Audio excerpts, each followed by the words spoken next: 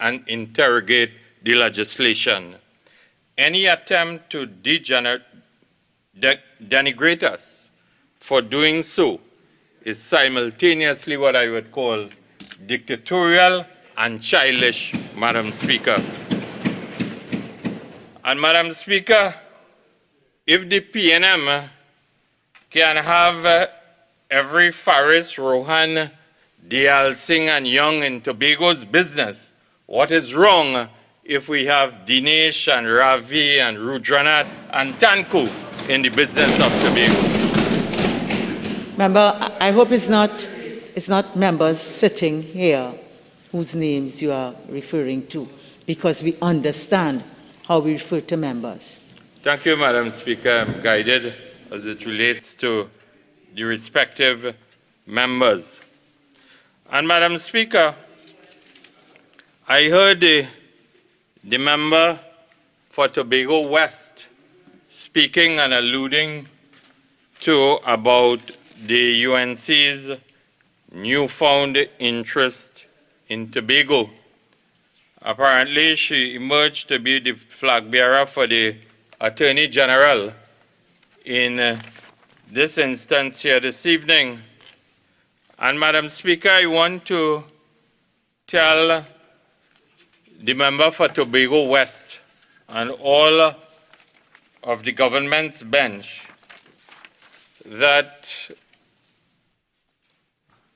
they must always be prepared to reflect on the political history of Trinidad and Tobago, because in the 1980s, the government of the National Alliance for Reconstruction was formed and headed by a Tobagonian known as His Excellency Arthur Napoleon Raymond Robinson, and the partnership between Trinidad and Tobago was most evident when Mr. Robinson became the Prime Minister with the support of the then political leader of the United National Congress in the form of the person that we know to be Mr. Basdev Pandey.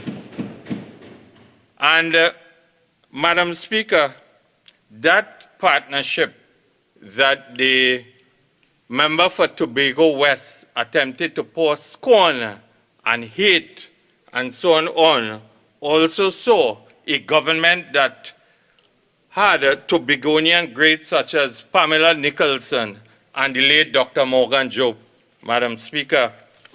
And Madam Speaker, you see, it is very important that our interest in preserving the union and looking after the affairs of the people of Tobago did not come overnight.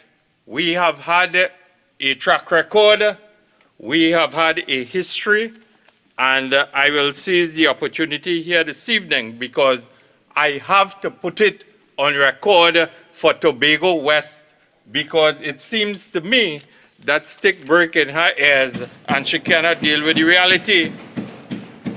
Madam Speaker, it is the PNM government that led or left the Hilton Hotel in Tobago to rot, and it was a partnership government. Madam Speaker, regrettably, standing out of 48-1, where is all this going?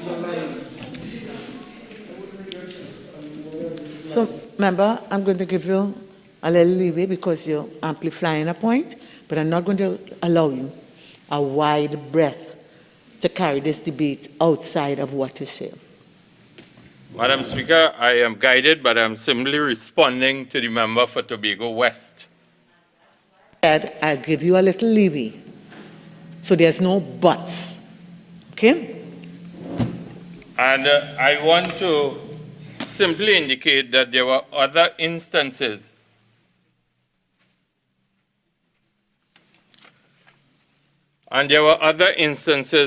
Madam Speaker, as it relates to where a government led by Kamala Persad-Bissessar and the United National Congress advanced the cause of the people of Tobago. For example, when the airport in Tobago closed at 9:30 in the night and did not have the opportunity to facilitate what we would call round-the-clock operations from a tourist destination point of view. It was a partnership UNC government that dealt with that issue.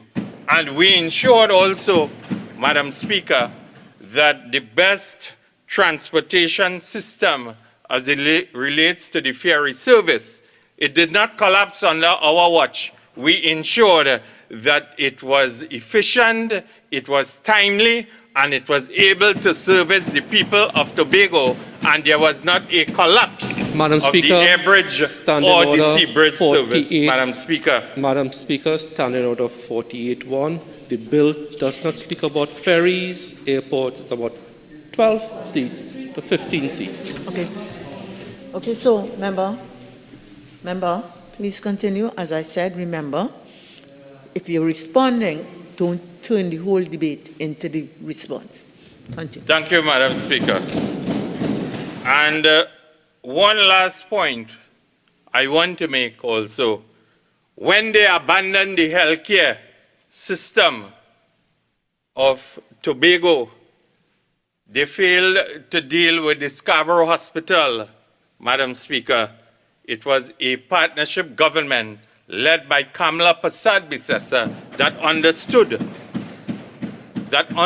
the healthcare needs of the people of Tobago and took the bull by the horns, displayed the leadership, and today all and sundry is benefiting from a state-of-the-art hospital in Tobago, Madam Speaker. And Madam Speaker, it is important for us to know where we are from a historical point of view as we deal with this particular attempt by the government to amend the THA Act and also consequential amendments to the Election and Boundaries Commission Act, Madam Speaker. And as I said, from a historical point of view, the issue of the seats and where Tobago is in the context of the Union of Trinidad and Tobago has been one that has engaged the attention from probably since 1889. And Madam Speaker, if I am to come to move from 1889 to our current scenario, it probably had its genesis in the motion that was moved on the 14th of January 1977 by the then member for Tobago East in the person of His Excellency Arthur Napoleon Raymond Robinson. But more importantly, Madam Speaker, what we are witnessing today in terms of the legislation that has been brought by the government, it may be referred to as a simple piece of legislation. In fact, the Prime Minister indicated that the House should not be detained too long with this. But I want to say, Madam Speaker, that what we are attempting to do here today has tremendous implications for the politics of Trinidad and Tobago, the Union, and also from the point of view of the politics of Tobago, Madam Speaker. And Madam Speaker, from an electoral point of view, it would mean the changing of boundaries before a country that is already skeptical about the economic, social, and political example of this particular administration. And Madam Speaker, it would mean that the people of Tobago will be returning to the polls for a third time in less than a year, taking into consideration the last general elections, which would have or may result in what we would term political exhaustion of the voting public, Madam Speaker. And Madam Speaker, Today, we are being asked, or the EBC, from where I sit, is being asked or will be asked based on once this bill is passed and so on, and when it is assented to, the EBC will be asked to move the process from what we would call 12 to 15 seats, Madam Speaker. And I want to ask the government the question, really, whether the Parliament can direct the EBC to do a boundary review in relation to Section 71(2) of the EBC Act. And in addition to this, Madam Speaker, my colleague, the member for Chaguanas West, has already established that the 15 seats is in the proposed bill, which is before the Joint Select Committee.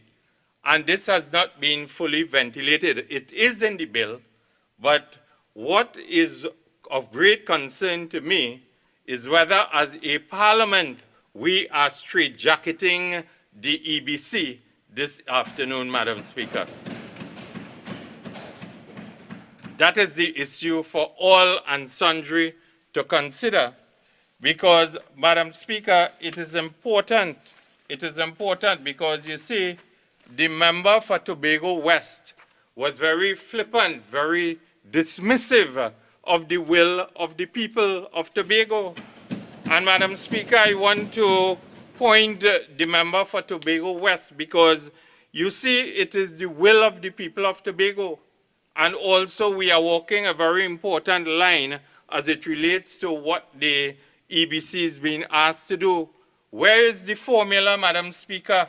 And where will the 3 seats, the 3 new electoral districts, where will they be situated in Tobago, Madam Speaker? That is the critical point that has to be answered here today. Because if they want the opposition support, we must act in a very transparent and open manner, because we are not going to tell, or we will not be part of a process that we would refer to be cat and bag in Trinidad language, Trinidad and Tobago parlance, Madam Speaker. And you see, there are many important people in this country, who are concerned with the affairs of the people of Tobago. And this is why I have to remind the member for Tobago West, because it is the very people from Tobago who are speaking on this particular issue. And Madam Speaker, I want to quote from an article that was in the Trinidad Express the 17th of February 2021, which was written by one Winfred James, Dr. Winfred James, A Chance to Advance Tobago's Democracy. And I quote, "Respectfully, Prime Minister, we not only think you have chosen to follow a misguided path, but also you are ignoring a golden opportunity to advance Tobago's democracy and fix, after too long a time, the governance problems that have been bedeviling the island, which we note you gratuitously call the sister isle." Another quote I would like to refer to, Madam Speaker, to guide those who are advancing or posturing here this evening to advance the cause of the people of Tobago, is the concerns of the Trinidad and Tobago Chamber of Industry and Commerce, Tobago Division. And they have made their position clear, and based on their media release, I want to quote a particular portion which says, "The Parliament's intervention at this time will subvert Tobago's push for self-determination. Resolution of the tie should be left to the people of Tobago and their 12 elected representatives. The best approach is for the 12 elected representatives of the people to engage in dialogue to resolve a tie in the best interest of all Tobagonians, Madam Speaker. Madam Speaker, this is not about the people of Tobago from their point of view. Madam Speaker, when I say their point of view, the government's point of view, it has nothing to do with care for the people of Tobago, but it simply has to do with entrenching the PNM. They want to create a dictatorship in Tobago. They want to create a one-party state. Speaker, Madam stand in Speaker. order. 48-6, please. We are not about dictatorship. In a way that will be more acceptable.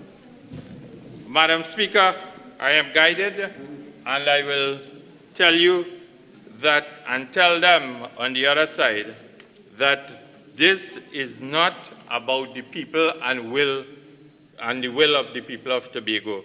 This is solely about the PNM, because if you check the track record of the PNM, anytime, and the member for Diego Martin West, anytime he has been a member in this House, when legislation was put forward by the partnership government, he displayed a sense of voting against the legislation at the time, whether it was in 1996, whether it was in 2010, whether it was in 2013, the member for Diego Martin West, never had the will of the people or wanting to advance their cause at that point in time, Madam Speaker. So, Madam Speaker, as I will conclude my presentation here this afternoon by saying to the people of Tobago that we understand your position. We understand that we will continue as the loyal opposition to stand with Tobago, Madam Speaker, because for us all, it is important to be ever vigilant and tread carefully in the interest of the political future of Trinidad and Tobago. We cannot make light of the electoral, legislative, and political implications of the amendments proposed.